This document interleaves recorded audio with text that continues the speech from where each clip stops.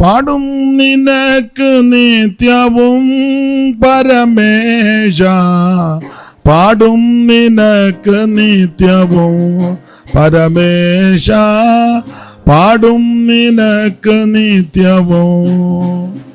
കേടാകറ്റും നമ്മ നീടാർന്ന നായക, കേടാകറ്റും നമ്മ നീടാർന്ന നായക, പാടും നിനക്ക് നിത്യവും പരമേശ, പാടും നിനക്ക് നിത്യവും പരമേശ, പാടും നിത്യവും.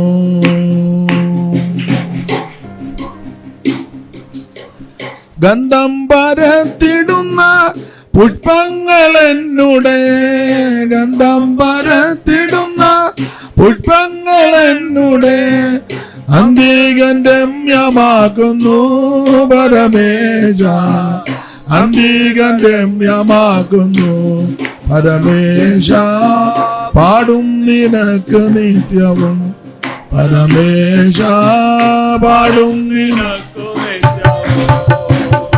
സേനാകൊടി എനിക്കു നീതേ വിരിച്ചു പ്രിയ, സേനാകൊടി എനിക്കു നീതേ വിരിച്ചു പ്രിയ, ഞാനും സുഖേനെ വാഴുന്നു പരമേശ, ഞാനും സുഖേനെ വാഴുന്നു പരമേശ, പാടും നിനക്കു നിത്യവും പരമേശ, പാടും നിനക്കു നിത്യവും.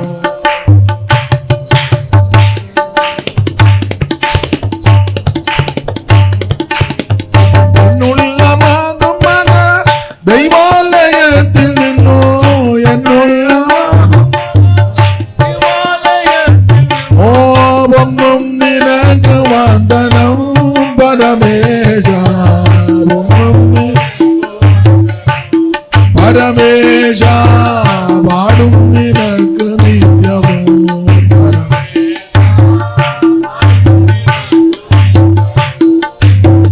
കേടാകറ്റും നമ്മ നീടാർന്ന നായക, കേടാകറ്റും നമ്മ നീടാർന്ന നായക, പാടും നിനക്ക് നിത്യവും പരമേശ, പാടും നിനക്ക് നിത്യവും പരമേശ, പാടും നിനക്ക് നിത്യവും.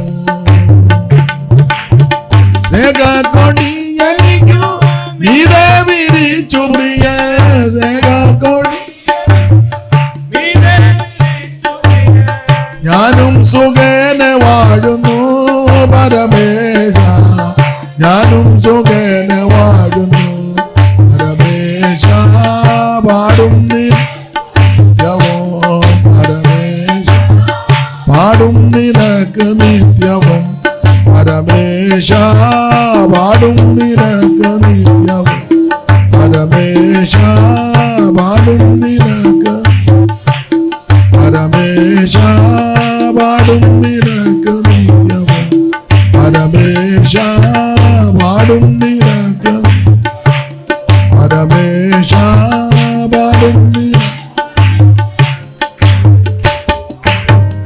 ദൈവത്തെ മഹത്വപ്പെടുത്തുന്നു. അവിടുന്ന് കരുണ ചെയ്തത് കൊണ്ട് നമുക്കൊന്നിച്ച് കൂടി ദൈവസന്നിധിയിലായിരിക്കാൻ ഇടയാകുന്നതിനാൽ കർത്താവിന് മഹത്വം. കൂടപ്പെട്ടിരിക്കുന്ന എല്ലാവരെയും ദൂരത്തിരുന്ന് ഇത് ശ്രവിക്കുന്നവരെയും കർത്താവ് അനുഗ്രഹിക്കുമാറാകട്ടെ. ഇച്ചിരുടെ ഓളിയും എനിക്ക് രാവിലത്തെ അത്ര ഒരു സുഖം വരുന്നില്ലല്ലോ. പത്രോസിന്റെ രണ്ടാം ലേഖനം 2-ാം അധ്യായത്തിന്റെ 2-ാമത്തെ വാക്യത്തിന്റെ 2-ാമത്തെ ഭാഗമാണത്. പത്രോസിന്റെ 2-ാം ലേഖനം 2-ാം അധ്യായത്തിന്റെ 2-ാമത്തെ വാക്യത്തിന്റെ 2-ാമത്തെ ഭാഗമാണ്. അവർ നിമിത്തം സത്യമാർഗം ദുഷിക്കപ്പെടും. പത്രോസിന്റെ 2-ാം ലേഖനം ഏതാണ്ട് പത്രോസ് മരണസമയത്തോട് അടുക്കുന്ന കാലത്താണ് ഈ ലേഖനം എഴുതുന്നത്. ഏതാണ്ട് AD 4 കാലുകളിൽ ഇത് എഴുതിയെന്ന. അപ്പോൾ പത്രോസ് ഏതാണ്ട് മരണത്തോടൊക്കെ അടുക്കുന്നതിന്റെ മരണസമയങ്ങളൊക്കെ തനിക്കൊരു ചെറിയ, എൻ്റെ ഭാഷ പറഞ്ഞ മരണത്തെ പറ്റി ഒരു മണം അടിച്ചു. അങ്ങനെ ദൈവമക്കൾക്കുണ്ടാകും. ദൈവവുമായിട്ട് നല്ല ബന്ധത്തിൽ നിൽക്കുന്ന ആൾക്കാർക്ക് കൃത്യം ടൈം അറിയത്തില്ലെങ്കിലും ഒരു മരണത്തിന്റെ മണമടിക്കും. അപ്പൊ അവരുടെ സംസാരങ്ങളും രീതികളും ചെയ്വനുകളും ഒക്കെ വ്യത്യസ്തമായിരിക്കും. ചിലര് പറയത്തില്ല, ചിലര് പറയും. ചിലര് ചുമ്മാ ഇരുന്ന് പറയാം, ഞാൻ ഈയിടെ യാകും 50 കൊല്ലമായി പറയാൻ തുടങ്ങിട്ട്, പോകാനും വല്ല പോവുകയില്ല. പിന്നെ ചിലര് പറയത്തില്ല, പക്ഷെ അവരുടെ പ്രവൃത്തി കാണുമ്പോൾ അറിയാം. പത്രോസ് പറഞ്ഞല്ലോ, എന്റെ കൂടാരം പൊളിയുവാൻ അടുത്തിരിക്കുന്ന. അപ്പോൾ എന്റെ കൂടാരം പൊളിയുവാൻ അടുത്തിരിക്കുക, ഏതാണ്ട് മരണത്തോടടുക്കുക. ആ സന്ദർഭത്തിലാണ് ഈ ലേഖനം എഴുതുന്നത്.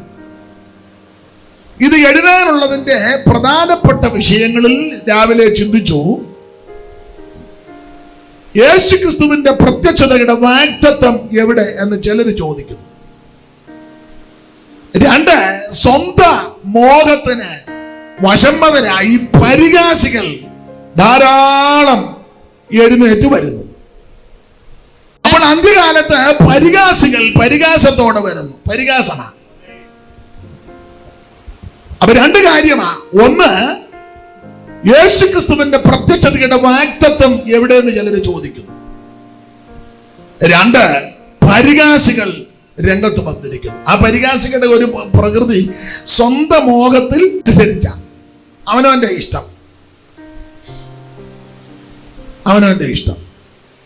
പണ്ട് ഞങ്ങളെ സ്കൂളിൽ പഠിക്കുമ്പം അവിടെ ഒരു നായർ തറവാടുണ്ട്. അപ്പം 4 മണി വിട്ടു പോരുമ്പോഴേ പിള്ളേർ പേരയ്ക്കായും ഓലോലിക്കായും ഗ്ലോബിക്കാന്നൊക്കെ ഞങ്ങളുടെ അവിടെയും പറയും. അപ്പം ഇത് തല്ലിപ്പറിക്കുകയൊക്കെ ചെയ്യും. അപ്പം അവിടുത്തെ അപ്പച്ചൻ ഓടിക്കും, പിള്ളേരല്ലേ. അപ്പം അവിടെ വേറൊരു ഒരു ഒരു അത് കഴിക്കാൻ കൊള്ളുകയില്ല, ഒരു മരത്തിൽ ഒരു തരം കായ. അപ്പം ഇപ്പോഴും ഓർക്കുന്നു, അത് ചോദിച്ചാൽ അതെന്തോ കായ. അപ്പൊ ഈ അപ്പച്ചൻ അരിശൻ കയറി പറഞ്ഞു, അത് അവനോൻ കായാന്ന്. ഇപ്പോഴും ഞാൻ ഓർക്കുന്നു. പിള്ളേർ ചോദിച്ചു, അപ്പച്ച ഇത് എന്നാന്ന് ചോദിച്ചപ്പോ ഒരു കൊച്ചൻ, അത് അവനോൻ കാ. ഇപ്പോഴും എൻ്റെ ഓർമ്മയിലുണ്ട്. അതെന്നാ സാധനമാണെന്നറിയാൻ മേല, അവനോൻ കാ എന്ന് പറഞ്ഞാൽ സ്വന്തം ഇഷ്ടപ്രകാരം നിൽക്കുക. അപ്പൊ ഇത് മനസ്സിലാക്കിയാണ് പത്രോസ് ഈ ലേഖനം എഴുതിയിരിക്കുന്നത്. തന്നെയുമല്ല, 2-ാം അധ്യായം പഠിക്കുമ്പോൾ കള്ളപ്രവാചകന്മാരും ദുരുപദേഷ്ടാക്കന്മാരും ഉണ്ട്. 2 കക്ഷികള്. 1 കള്ളപ്രവാചകൻ, 2 ദുരുപദേഷ്ടാക്കന്മാർ. ഇത് എവിടെ ഉണ്ടാകുമെന്നാ? നിങ്ങളുടെ ഇടയിൽ. സ്തോത്രം. ആരുടെ ഇടയില്? സഭയ്ക്കകത്തുണ്ടാകുമെന്നായി പറഞ്ഞു. വെളിയിലത്തെ കാര്യമല്ല. വിലയേറിയ വിശ്വാസം ലഭിച്ചവരോടായി പറഞ്ഞേക്കുന്നത്. നിങ്ങളുടെ ഇടയിൽ ഈ 2 ഗ്രൂപ്പുകാർ വരും. ആരാ? കള്ളപ്രവാചകന്മാരും ദുരുപദേഷ്ടക്കന്മാരും. നമ്മൾ ഓർക്കുന്നത് പുറത്താണ്, പുറത്തല്ല, അകത്താണ്. കള്ളപ്രവചനം പറയുന്നവരും ദുരുപദേഷ്ടക്കന്മാരും നിങ്ങളുടെ ഇടയിലുണ്ടാകും.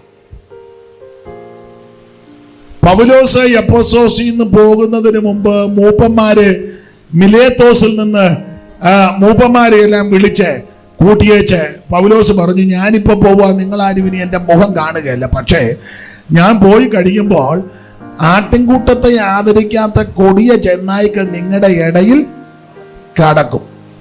അപ്പൊ നിങ്ങളുടെ ഇടയിലെ കാര്യമായി പറഞ്ഞത്. എഫെസോസ് സഭയോടാ പൗലോസ് പറഞ്ഞത്. സഭയ്ക്കകത്ത് ദുരുപദേശം പ്രസ്താവിക്കുന്ന പഠിപ്പിക്കുന്ന ആൾക്കാര് എഴുന്നേക്ക് വന്ന് സൂക്ഷിച്ചോണം സഭ.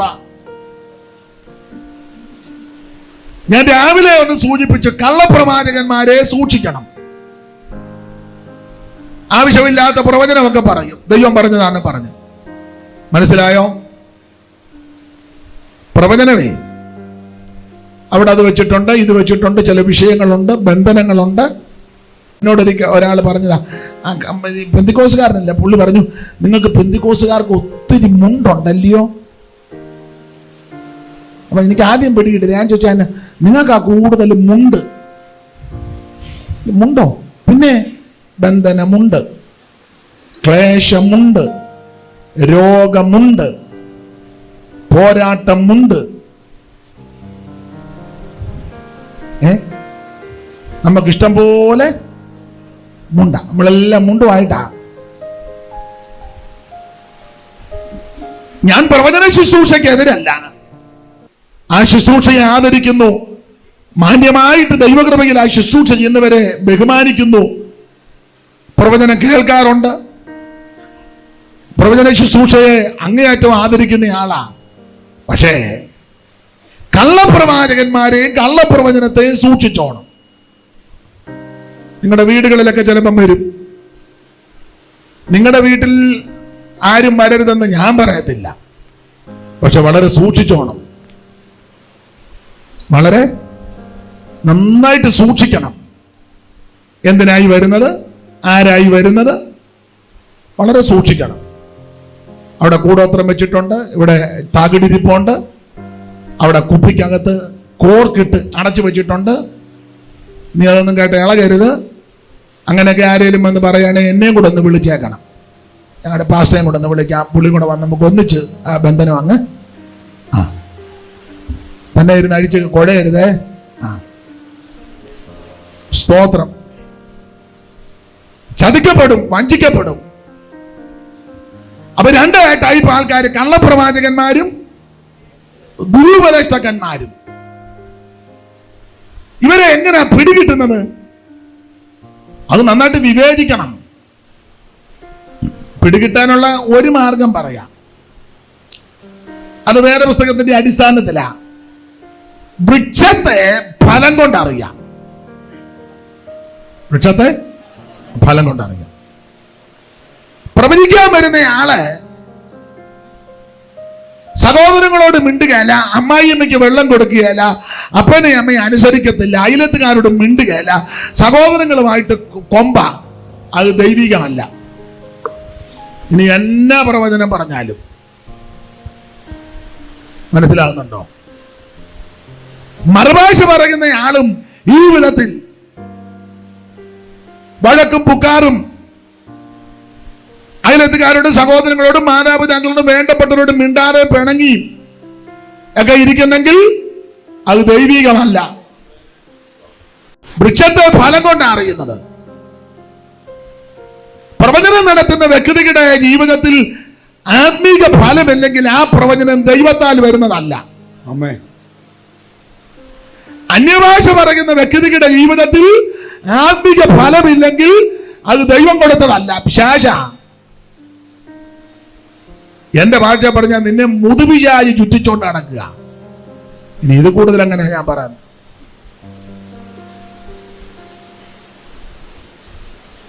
നമ്മൾ പറയും ഭയങ്കര മറുഭാഷയാണ്, ശാസിക്കുന്നു, ഫൽസിക്കുന്നു, പ്രവചിക്കുന്നു, കണ്ണടച്ചോണ്ട് എന്തെങ്കിലും കാണുന്നു. പിന്നെ അതൊന്നും ഇവിടെ ചെലവാകുകയല്ല, ഇവിടെ ഇറക്കരുത് കോഴ്സ് ഒന്നും. മനസ്സിലായോ? ആത്മീക ഫലമില്ലാതെ കൃപാവരം ജ്വലിപ്പിച്ചാൽ അത് ദൈവികമല്ല. ആത്മീക ഫലം ഉണ്ടായിരിക്കണം. വൃക്ഷത്തെ ഫലം കൊണ്ടാണ് അറിയുന്നത്. ആത്മീക ഫലം നമുക്കറിയാം: സ്നേഹം, സന്തോഷം, സമാധാനം, ദീർഘക്ഷമ.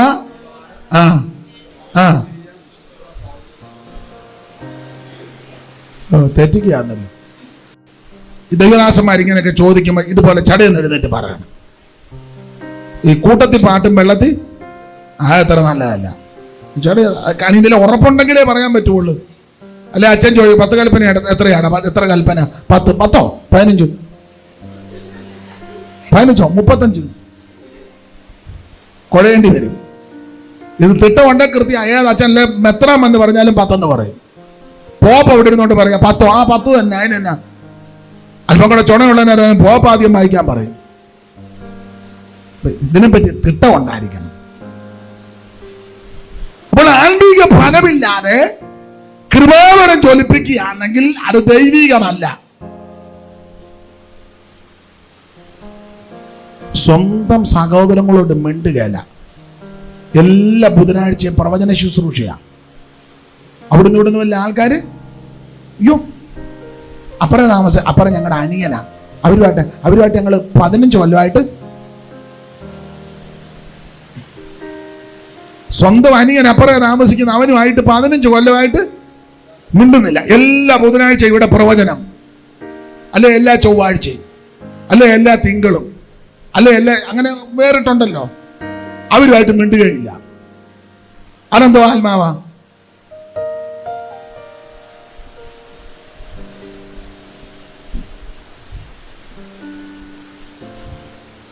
വെളിപ്പാട് പുസ്തകത്തിൽ ഒരു വാക്യം പെട്ടെന്ന് എനിക്ക് ഓർമ്മ വന്നു. പിന്നെ സ്വർഗത്തിൽ അരമണിക്കൂർ മൗനതയുണ്ടായിരുന്നു.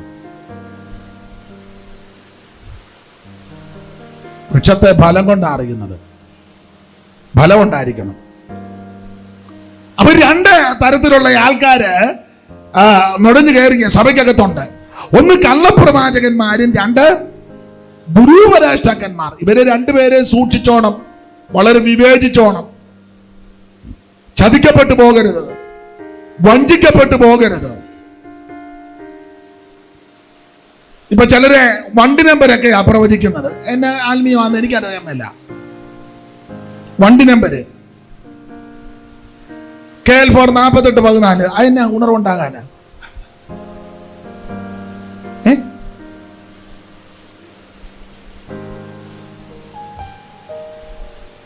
എനിക്കൊന്ന് ഗതാഗത മന്ത്രിയാക്കുന്ന നല്ലത്.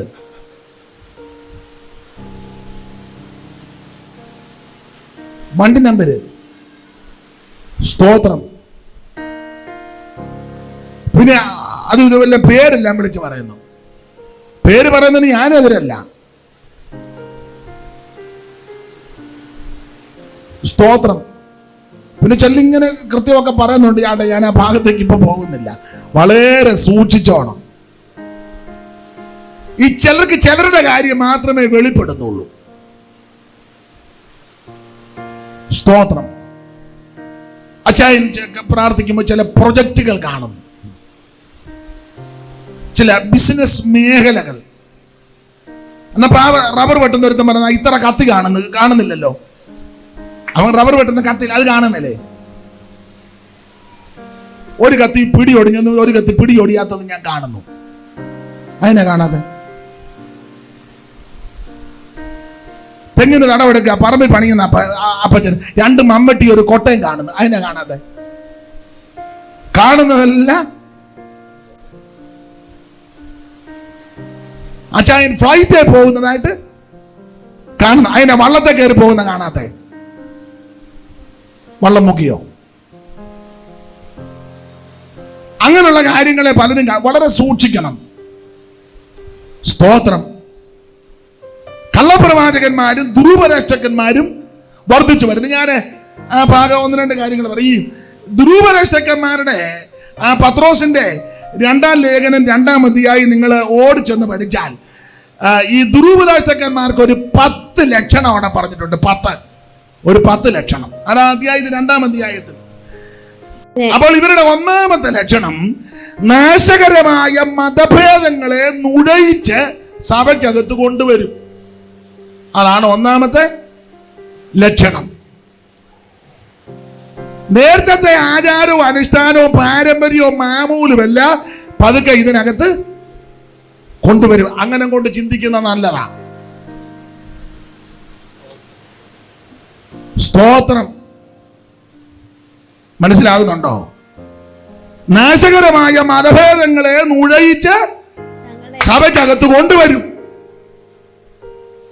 അത് ഒത്തിരി കാര്യങ്ങളുണ്ട്. എല്ലാം ഇപ്പൊ പറയാൻ നേരമില്ല. ഞാൻ കൂടെ പലതും പറയുന്നതാ. കല്യാണം കഴിയുമ്പോൾ വലത്തുകാല് വെച്ച് കയറണം. 2 കാലും ദൈവം തന്നതല്ലേ. സ്തോത്രം. വലത്തെ കാല് മാത്രമാണ് നല്ലതെങ്കിൽ ഒറ്റക്കാലെ നമ്മളെ സൃഷ്ടിച്ചാ പോരെ. 2ഉം നല്ലതാ. സ്തോത്രം. ഈ ദുരൂപരാഷ്ട്രക്കന്മാർ, ഇപ്പൊ ഒത്തിരി ദുരൂപരാഷ്ട്രക്കന്മാർ രംഗത്തുണ്ട്. ഭയങ്കര പ്രസംഗവും ശുശ്രൂഷയൊക്കെ ചെയ്യുന്ന പല ആൾക്കാരെ നമുക്കറിയാം. ബർത്ത്ഡേ ആഘോഷിക്കുന്നവരുണ്ട്. നിങ്ങളിപ്പോൾ ചിന്തിക്കുമ്പോൾ ഇങ്ങേർക്ക് ഈ ബർത്ത്ഡേ ഓടി ഇതിന് വേണ്ട പുസ്തകം പഠിക്കാഞ്ഞിട്ടാ? അത് തെറ്റാ. അന്നേ ദിവസം ദൈവത്തിന് മഹത്വം കൊടുക്ക്, പ്രാർത്ഥിക്ക് ദൈവത്തെ. ഇതങ്ങനല്ലോ, കേക്ക് വല്ല മേടിച്ച് വെച്ച് മെഴുകുതിരി എല്ലാം കത്തിച്ച് ഊതിക്കെടുത്തി. എനിക്ക് തോന്നി ഈ വയസ്സിന്റെ അനുസരിച്ചാണോ മെഴുകുതിരി? കാരണം 4ഉം 5ഉം ഒക്കെ അങ്ങനെ. 90 എന്ന വലിയപ്പൻ എത്ര മെഴുകുതിരി കത്തിക്കണം? 90 മെഴുകുതിരി ഊപ്പാട് വരും. ആവശ്യമില്ലാത്തതെല്ലാം സഭയ്ക്കകത്ത് നുഴയിച്ചു കൊണ്ടുവരിക. കല്യാണം കഴിക്കുമ്പോൾ കച്ച പെന്തിക്കോസുകാർ ഇപ്പൊ ചെയ്യുന്നുണ്ട്. പാസ്റ്റർമാർ വരെ അനുകൂലമാണല്ലോ. മേടിക്കട്ടെ, കൊടുക്കട്ടെ, കുറി കൊടുക്കട്ടെ, കുറി മേടിക്കട്ടെ. ഇതെല്ലാം പഴയത് ഇങ്ങോട്ട് കയറുക. പഴയത് കയറ്റുക, നുഴയിച്ചതിനകത്ത് കയറ്റുക പലതും. അത് പാടില്ല.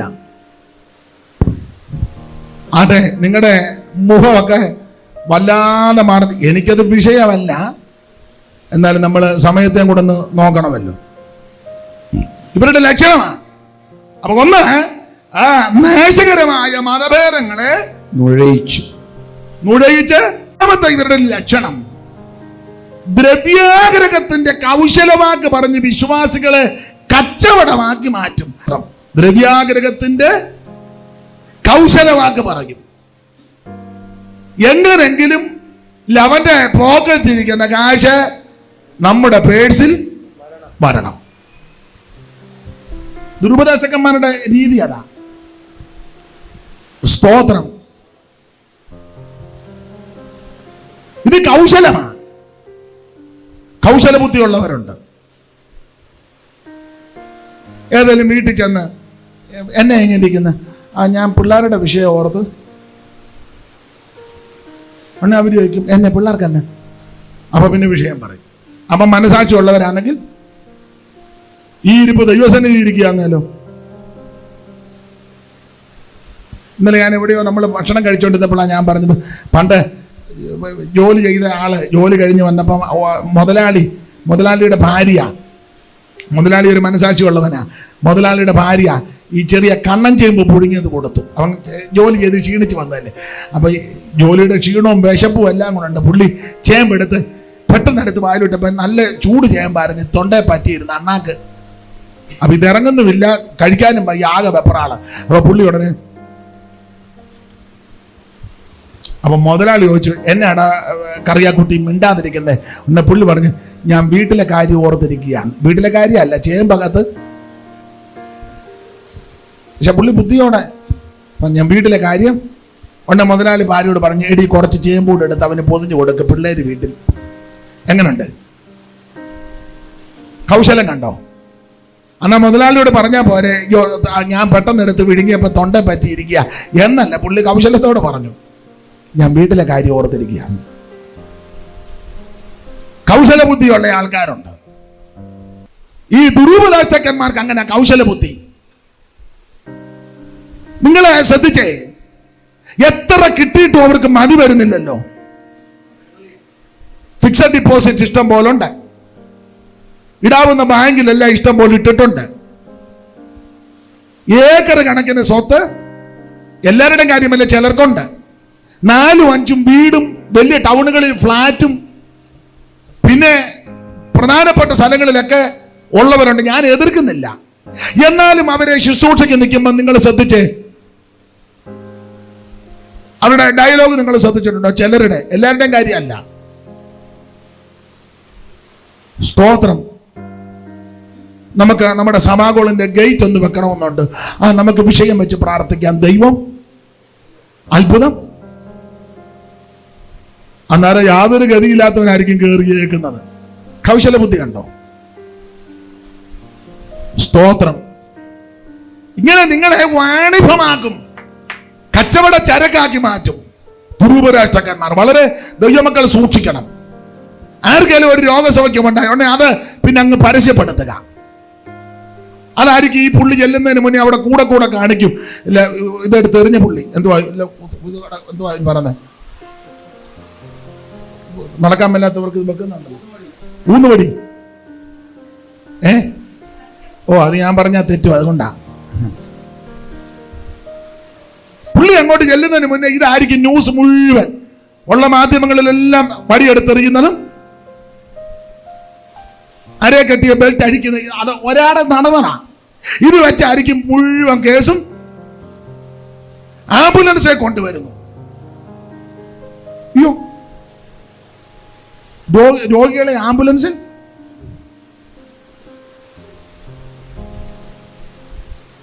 ആദ്യം ചിന്തിക്കണം, ഈ ആംബുലൻസ് എവിടുത്തെയാ, ഇതേത് ഹോസ്പിറ്റലിലെയാ, അതോ ഇത് വ്യക്തികടയാണോ, ഈ കിടക്കുന്ന പുള്ളി എവിടുന്ന് വന്നതാ, ഇതൊക്കെ ശ്രദ്ധിക്കണ്ടേ?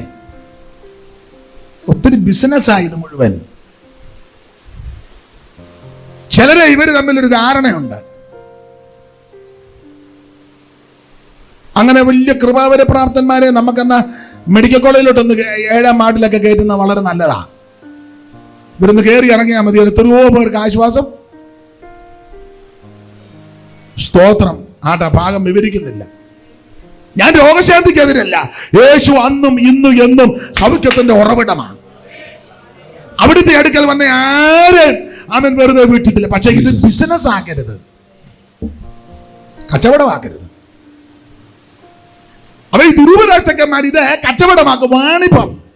ഈ ഒരു പേര് പറഞ്ഞാണ് ഇവര് കസർതെല്ലാം നടത്തുന്നത്.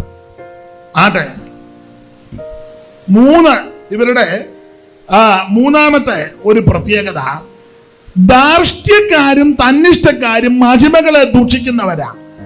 11ാമത്തെ വാക്യം വേറൊരാൾ വായിച്ചേ. 11ാം വാക്യം. ബലവും ശക്തിയുമേറിയ ദൂതന്മാർ കർത്താവിന്റെ സന്നിധിയിൽ അവരുടെ നേരെ ദൂഷണവിധി ഉച്ചരിക്കാതിരിക്കെ ആ ധാർഷ്ട്യമുള്ള തന്നിഷ്ടക്കാർ മഹിമകളെ ദൂഷിപ്പാൻ മഹിമകളെ ദൂഷിക്കും. കണ്ടോ, ധാർഷ്ട്യമുള്ള തന്നിഷ്ടക്കാര്. ഈ ദുരൂപരാജക്കന്മാരുടെ പ്രകൃതിയാ ധാർഷ്ട്യം. തന്നിഷ്ടക്കാര് അവരുടെ സ്വന്തം ഇഷ്ടത്തിനാ. വേറെ പുസ്തകമല്ല അവരുടെ അടിസ്ഥാനം. നമ്മൾ ചോദിക്കും, പാസ്റ്റർ അത് വേറെ പുസ്തകത്തില്ല. വേറെ പുസ്തകത്തിലൊന്നും ഇല്ല, ഇപ്പൊ ഞാനങ്ങ് ചെയ്യാനാ. അല്ലത് വേറെ പുസ്തകത്തിന്റെ അടിസ്ഥാനത്തില്ല, അത് വിഷയമല്ല. തന്നിഷ്ടക്കാരും ധാർഷ്ട്യമുള്ളവരും അവര് ധാർഷ്ട്യത്തോടെ സംസാരിക്കൂ. അതിലെ പണ്ടൊരുത്തനോട് ഉപദേശം ചോദിച്ചപ്പോ അത് വേറെ പുസ്തകത്തിൽ ഇത് എവിടാ വാക്യം, അവന്റെ ശിങ്കിടി പറഞ്ഞ് വാക്യം കാണിച്ചു തരാന്ന്. സ്റ്റേജിന്റെ പുറകെ കൊണ്ടുവന്നിട്ട് 2 ഇടി അടിനാവി നോക്കി. എന്നിട്ട് പറഞ്ഞു, ഇനിയും വാക്യം വേണോ, തെളിവ് വേണോ എന്ന്. ഇനി ഒരു തെളിവും വേണ്ടെന്ന്. എങ്ങനുണ്ട്? തെളിയിക്കുക. സ്റ്റേജിന്റെ പുറകെ കൊണ്ടുവച്ച് നല്ല താങ്ങ് 2 എണ്ണം. ഇനിയും തെളിവ് വേണമെന്ന്. പുള്ളി പറഞ്ഞു, ഇടി കൊണ്ടാവും പറഞ്ഞു, ഒരു തെളിവ് ഇനിയും വേണ്ട. എന്നപ്പോ ഇനി ആർക്കെങ്കിലും തെളിവ് വേണേ അവരെ ഇങ്ങോട്ട് വിട്ടേക്കാൻ. വേറെ പുസ്തകം തെളിയിക്കുക. ധാർഷ്ട്യക്കാരും തന്നിഷ്ടക്കാരും അനീതിയുടെ കൂലിയാ അനുഭവിക്കുന്നത്. നീതിക്ക് നിരക്കാത്തതൊന്നും നമ്മുടെ കൂടാരത്തിലും കയ്യിലും വരരുത്. കൈ വെടിപ്പായിരിക്കണം. സ്തോത്രം. നീതിക്ക് നിരക്കാത്തതൊന്നും കാണരുത്. അനീതിയുടെ കൂലി അനുഭവിക്കരുത്. സ്തോത്രം. ഈ ന്യായമായിട്ടുള്ളത് അനുഭവിക്കാവൂ. ചിലർക്ക്, ഞാൻ പെന്തിക്കോസുകാരുടെ കാര്യമാ, ഒരു ജോലിയും ചെയ്യാൻ കഴിയാല, ലോട്ടറി എടുക്കുക. ഒരു ജോലിക്കും പോകുകയല്ല, ചുമ്മാ സന്ധ്യയാകുമ്പോൾ ടൗണിലോട്ട് ഇറങ്ങി ലോട്ടറി എടുക്കുക. രാത്രി അടിക്കണേ. ഒരു ജോലിക്കും പോകുകയല്ല. ചില പറഞ്ഞ ഒരു പണിയില്ലെന്നാ, നിനക്ക് ഞാൻ പണി മേടിച്ചു തരാം. എന്തും വേണ്ട ജോലിയാ ഇല്ലേ? ഒരു ജോലിക്കും പോകുകയല്ല. എന്നാ വീട്ടിലെ ജോലി എന്തെങ്കിലും ചെയ്യുക, അതും ചെയ്യുകയല്ല. ചുമ്മാ രാവിലെ കസേര ഇങ്ങനെ നിന്ന് കാലും മറപ്പിച്ചിരിക്കുക.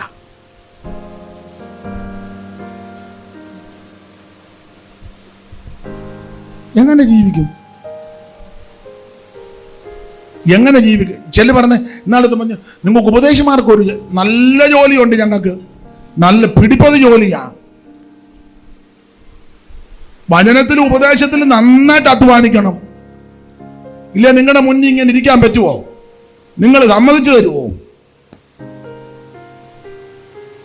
സമ്മതിക്കുകയല്ല. നന്നായിട്ട് അധ്വാനിക്കണം. 2 പോയിന്റുമായിട്ട് നെടുക നടന്ന കാര്യം നടക്കുമോ? ആകെ 2 പോയിന്റ്. ഒന്നാമത്തെ പോയിന്റ് ബന്ധനമുണ്ട്, ഇളകി നടക്കല, ഒന്നും നടക്കുകയല്ല. നന്നായിട്ട് അധ്വാനിക്കണം.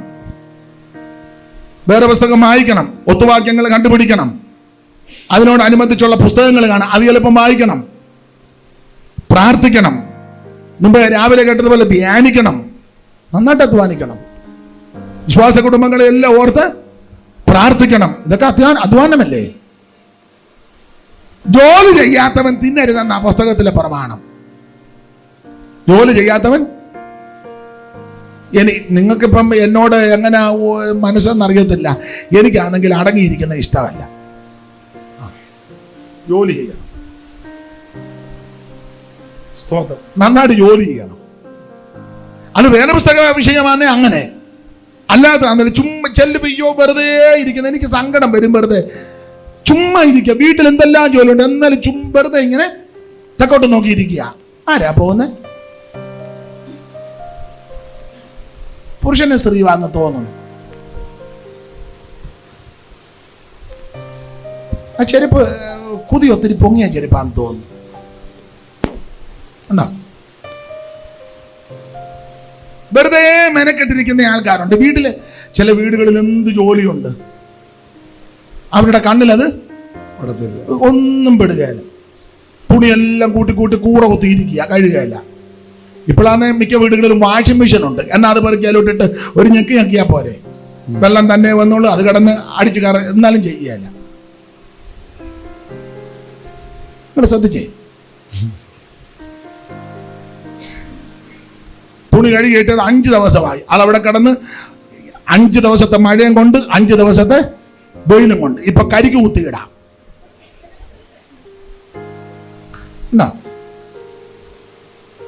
ഇതൊക്കെ ഈ നമ്മള് ഇങ്ങനെയുള്ള കാര്യം ശ്രദ്ധിക്കണ്ടേ? രാവിലെ തുണി കഴുകിയിട്ട്, ഞാൻ നിങ്ങളുടെ വീട്ടിലെ എല്ലാവരുടെയും കാര്യം പൊതുവിലായി പറയുന്നത്, നിങ്ങളൊക്കെ അല്ലെങ്കിലും പുള്ളിക്ക് എന്നെ കാണുമ്പോൾ ഇച്ചിരി ഇളക്കം എന്നല്ല, അത് നല്ല രീതിയിൽ ചിന്തിക്കണം. രാവിലെ തുണി കഴുകിയിട്ടു, ഇന്നത്തെ രീതി അനുസരിച്ച് ഒരു ഉച്ചയാകുമ്പോൾ അത് മിക്കവാറും ഉണങ്ങാൻ സാധ്യതയുണ്ട്. അല്ലെങ്കിൽ ഒരു 4 മണിയാകുമ്പോൾ അത് എടുത്ത് മടക്കി, ഇല്ലേ അതിന്റെ ക്രമം? ഇത് 24 മണിക്കൂറും എന്തുകൊണ്ട് വിശേഷം? പിന്നെ എന്നാ ഉണ്ട്? ആണല്ലേ? വേറെ എന്തുകൊണ്ട്? നിങ്ങളുടെ അപ്പുറത്തുകാർ അവിടെ നിന്ന് മാറിയോ? ഇല്ല, അവർ മാറുന്നെന്ന് ഇങ്ങനെ പറഞ്ഞു. ലക്ഷണം കണ്ടിട്ട് മാറുന്നില്ലെന്നാ തോന്നുന്നു. അമ്മ എങ്ങനുണ്ട്? പഴയ മൂശാട്ടത്തരമൊക്കെ ഇപ്പോഴും ഉണ്ടോ? വേറെ എന്നാ ഉണ്ട്? അന്നേരം കഴുകി കിട്ടിയ തുണിയെ കാക്ക വന്നിരുന്ന് കാഷ്ടിച്ചു, വീണ്ടും കഴുകാൻ പോവുക. സമയനഷ്ടം, കഴുകുന്ന ബെത്തപ്പാട്, സോപ്പ് നഷ്ടം. എന്നുവെച്ച് ഭർത്താവിനോട് പറയാ, വൈകിട്ട് വരുമ്പോൾ 2 കിലോ സോപ്പ് പൊടിയും കൂടെ. നിങ്ങൾക്ക് മനസ്സിലാകുന്നുണ്ടോ ഞാൻ പറയാനേ? എന്തെല്ലാം ജോലിയുണ്ട് വീട്ടിലെ. സ്തോത്രം. കത്തിപ്പണി ചെയ്യണ്ട, നീ കയ്യാല കെട്ടുകൊന്നും വേണ്ട. പാസ്റ്റർ പറഞ്ഞ ജോലി കയ്യാല കൊട്ടയും തൂമ്പാഴക്ക് ഞാൻ കയ്യാല കെട്ടാൻ പോവാ. കയ്യാല ഒന്നും നീ കെട്ടണ്ട, നിന്നെ കൊണ്ടാകുന്ന ജോലിയില്ലേ? ഇല്ലേ? മിണ്ടുന്നില്ലല്ലോ ആരും. സ്തോത്രം. കൊച്ചു പെൺപിള്ളേരെ കൊണ്ട് ജോലി ചെയ്യിപ്പിക്കണ്ടേ? എടി ആ ഗ്ലാസ് പപ്പ കുടിച്ച അപ്പ കുടിക്കുന്ന ഗ്ലാസ് എടുത്ത് കഴുകി വെച്ചേ പറയരുതോ? അവള് കുടിച്ചതും കൂടെ അമ്മ കഴുകണം. ഞങ്ങളുടെ അമ്മ ആയിരിക്കണം കപ്പെടുത്ത് ഒറ്റ ഏറെ എറിയുള്ളൂ നിന്റെ ഉച്ചക്കിട്ട്. അയ്യോ, അമ്മ ചെയ്യുമായിരുന്നു. ഞാൻ ഏറെ മേടിച്ചിട്ടുണ്ട്, അതുകൊണ്ടായി പറയാൻ.